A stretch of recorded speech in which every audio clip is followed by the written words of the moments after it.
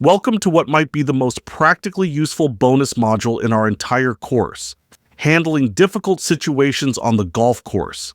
Every golfer, no matter how well prepared or well-intentioned, will eventually face challenging situations that test their etiquette skills, diplomacy, and character. How you handle these difficult moments often defines your reputation as a golfer and can significantly impact your relationships both on and off the course. The reality is that golf brings together people of different skill levels, personalities, temperaments, and backgrounds for extended periods in sometimes stressful situations. Add in the inherent frustrations of a difficult game, varying interpretations of rules and etiquette, and the occasional personality conflict, and you have a recipe for situations that require careful navigation. The key to handling difficult golf situations is preparation, perspective, and a commitment to maintaining relationships over being right. Remember, golf is supposed to be enjoyable, and your primary job as a playing partner is to contribute to that enjoyment, even when things get challenging. Let's start with one of the most common and frustrating situations: dealing with slow players ahead of you. Slow play is probably the #1 source of frustration on golf courses, and how you handle this situation says a lot about your character and understanding of golf etiquette. The first thing to understand is that there's often a difference between genuinely slow play and perceived slow play caused by course conditions, busy days, or unrealistic expectations. Before assuming the group ahead is playing too slowly, look at the bigger picture. Is there open space ahead of them, or are they keeping up with the overall pace of the course? Are course conditions or weather affecting pace? Is it a particularly busy day when everyone is moving more slowly? If the group ahead is genuinely slow and you're falling behind the overall pace of the course, you have several options, but they all require patience and diplomacy. Your first approach should be to let course staff handle the situation. Most courses have marshals or rangers, whose job is to monitor pace of play and address slow groups.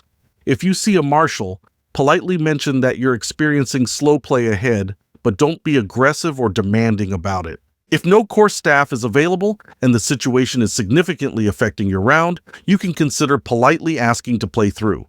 But this requires careful judgment about timing, approach, and the likelihood of success. Here's how to ask to play through appropriately. Wait for a good opportunity when the slow group is between shots or waiting on a tee.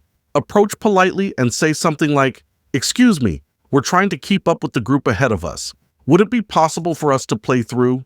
Be gracious if they say no, and be genuinely appreciative if they say yes. Never pressure, intimidate, or become aggressive with slow players. This only creates conflict and makes the situation worse for everyone involved. Remember, they might be slow for reasons you don't understand: inexperience, physical limitations, or course unfamiliarity. Here's something important about slow play situations. Don't let frustration with pace affect your own behavior or the enjoyment of your playing partners. Maintain your own good pace, stay positive, and use any extra time productively rather than dwelling on the frustration. Now let's talk about dealing with aggressive or competitive players who might be making the round unpleasant for others. Some golfers have difficulty controlling their competitiveness or managing their emotions during the round. They might become overly focused on winning, critical of other players' performances, or generally unpleasant to be around when things aren't going well. Your approach to overly competitive players should focus on de-escalation and maintaining a positive atmosphere. Don't engage in competitive one-upmanship or let their attitude affect your own behavior. Use humor when appropriate to diffuse tension. Light, self-deprecating comments about your own game can help shift the focus away from excessive competition and back to enjoyment of the round. Set boundaries politely but firmly if someone's behavior is affecting your enjoyment. You might say something like, "I'm just out here to have fun and enjoy the day," if someone is being overly critical or competitive. Here's something about dealing with aggressive players. Sometimes the best approach is to simply not engage with their competitive behavior. Focus on your own game.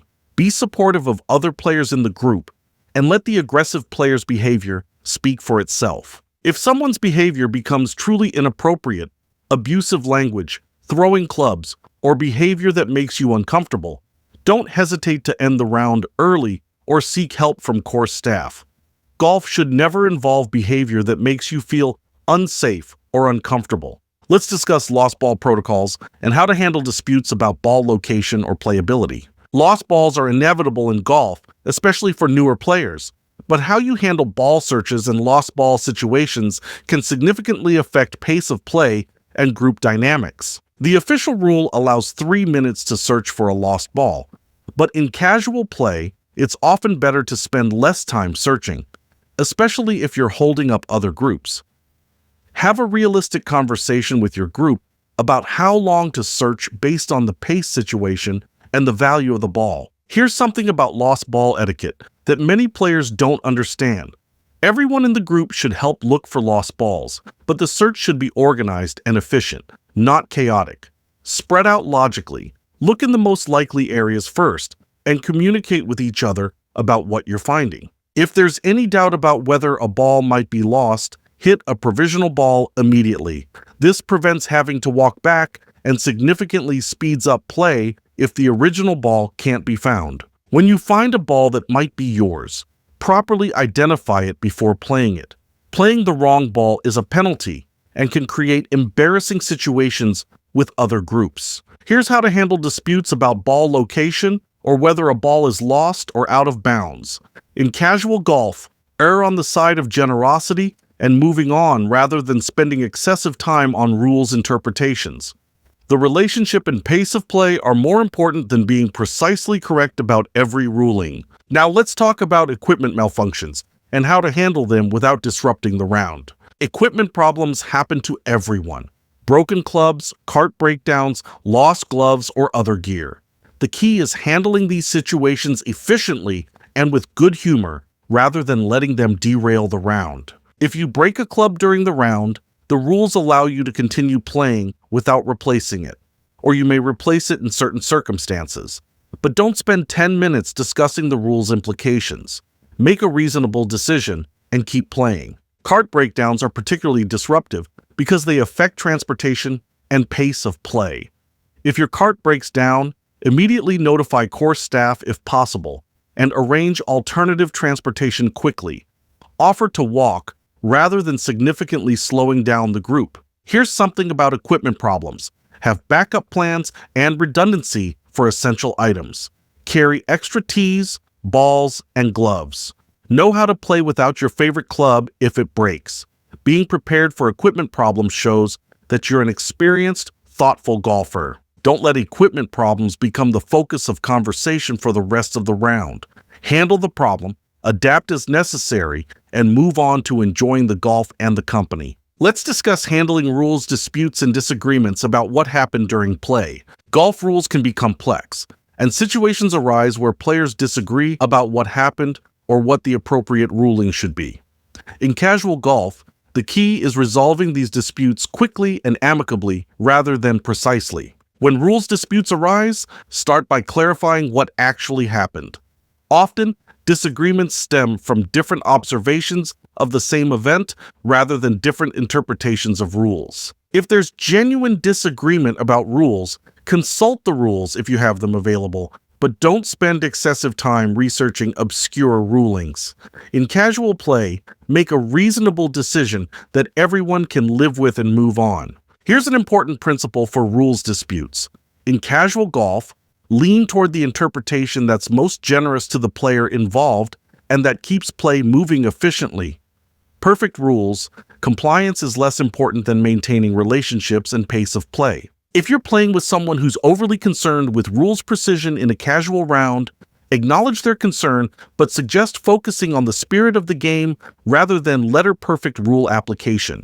In more formal competitions or when handicaps are involved, rules become more important. But even then, handle disputes with good sportsmanship and respect for different perspectives. Now let's talk about managing personality conflicts and social tensions that can arise during rounds. Spending 4 hours in close proximity with people can sometimes reveal personality differences or create social tensions, especially if players have different expectations about competitiveness, pace, or appropriate behavior. If you notice tension developing in your group, try to address it diplomatically before it escalates. Sometimes a simple change of subject or a well-timed joke can diffuse building tension. Focus on finding common ground and shared positive experiences rather than dwelling on differences or sources of conflict. Golf usually provides plenty of opportunities for bonding over shared challenges or beautiful moments on the course. Here's something about personality conflicts in golf. Sometimes the best approach is simply to accept that not everyone will get along perfectly and focus on maintaining civility and courtesy rather than trying to force friendship. If someone in your group is consistently negative, complaining, or creating an unpleasant atmosphere, try to stay positive yourself and avoid being drawn into negative conversations or attitudes. Let's discuss handling inappropriate behavior or comments from other players. Unfortunately, you may occasionally encounter players who make inappropriate comments, tell offensive jokes, or behave in ways that make you or others uncomfortable. Your response to inappropriate behavior should be calm but firm. You don't need to tolerate behavior that makes you uncomfortable, but you also want to address it in a way that doesn't escalate the situation. Simple statements like, "I don't think that's appropriate," or "let's keep things positive out here," can be effective ways to set boundaries without creating major confrontations. Here's something about dealing with inappropriate behavior. You have the right to remove yourself from situations that make you genuinely uncomfortable. If someone's behavior is consistently inappropriate and they won't modify it after being asked, there's no obligation to continue playing with them. Document serious inappropriate behavior and report it to course management if necessary. Golf courses want all players to feel welcome and comfortable, and they need to know about players who are creating problems for others. Now let's talk about weather-related difficult situations and how to handle disagreements about continuing play. Weather can create situations where players disagree about whether to continue playing, seek shelter, or end the round early. These decisions can be contentious because they involve safety, comfort, and sometimes significant money invested in the round. Safety always trumps everything else in weather decisions.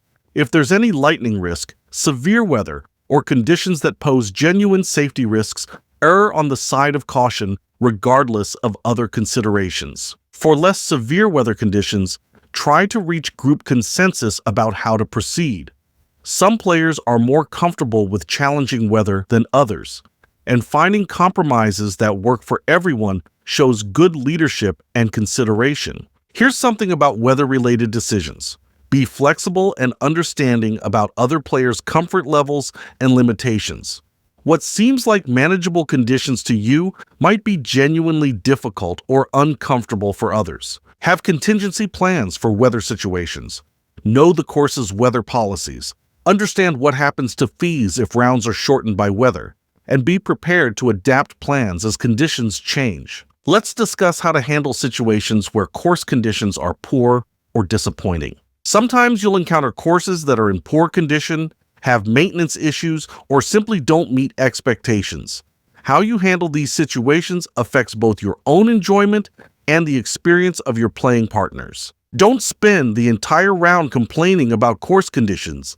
Everyone can see the same problems you're seeing, and constant complaints only make the experience worse for everyone. Focus on the positive aspects of the experience, the company, the weather, the opportunity to be outdoors, or specific holes or shots that went well despite the conditions. Here's something about poor course conditions. Use them as an opportunity to work on different aspects of your game, or to practice dealing with challenging lies and situations. Every round teaches you something, even if the conditions aren't perfect. Be understanding with course staff, who are often doing their best with limited resources or dealing with factors beyond their control, like weather, budget constraints, or maintenance challenges. Finally, let's talk about general strategies for maintaining perspective and positive relationships even in difficult situations. Remember that golf is supposed to be enjoyable, and your primary responsibility as a playing partner is to contribute to that enjoyment, even when things aren't going perfectly. Keep the bigger picture in mind. Most golf problems are temporary and relatively minor in the context of your overall relationships in life. Don't let small golf issues create lasting negative impacts on important relationships. Use difficult situations as opportunities to demonstrate positive character traits like patience, flexibility, humor, and grace under pressure. These qualities are valued both on and off the golf course. Here's the most important principle for handling difficult golf situations.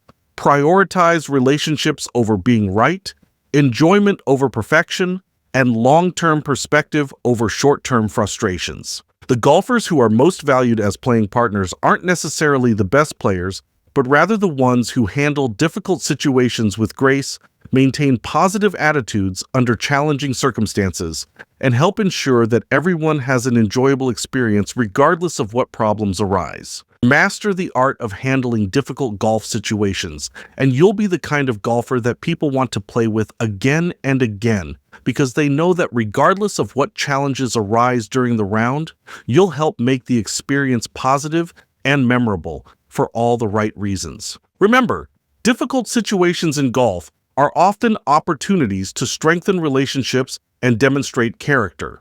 Embrace these challenges as chances to show your best qualities rather than viewing them as problems to be endured.